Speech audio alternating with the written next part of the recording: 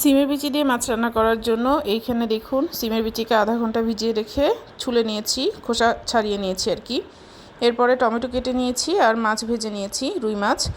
তো প্রথমে আমি পেঁয়াজ মরিচ ভেজে নিয়ে এর মধ্যে লবণ দিয়ে দিচ্ছি। তো এরপরে একটু পানি দিয়ে বাদ বাকি মশলাগুলো দিয়ে দিব, মরিচের গুঁড়া, ধনিয়ার গুঁড়া আর হলুদের গুঁড়া, আর দিয়ে দিব আদা রসুন বাটা। তো মশলাগুলোকে ভালো করে কষে নিচ্ছি। কষে নেওয়ার পরে এর মধ্যে দিয়ে দিব হচ্ছে টমেটো, কেটে রাখা টমেটোগুলো। তো আমার মনে হচ্ছিলো যে একটু লবণ বেশি হয়েছে, এই জন্য ঘরে মিষ্টি আলু ছিল, একটা মিষ্টি আলু এভাবে চৌকো করে কেটে দিয়েছি। তো লবণ বেশি হয়ে গেলে আলু দিলে কিন্তু লবণটা অ্যাডজাস্ট হয়ে যায়।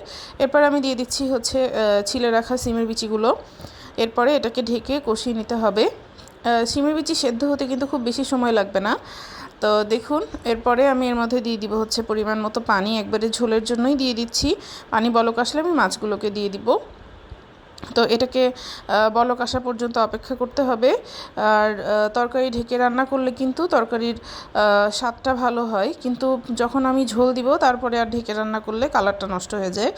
তো এই দেখুন এবার আমি মাছগুলোকে দিয়ে দিলাম, দিয়ে তরকারি ঢেকে দিচ্ছি। তো লাস্ট পর্যায়ে ঢাকনা তুলে আপনাদেরকে দেখাচ্ছি তরকারিটা কেমন হলো।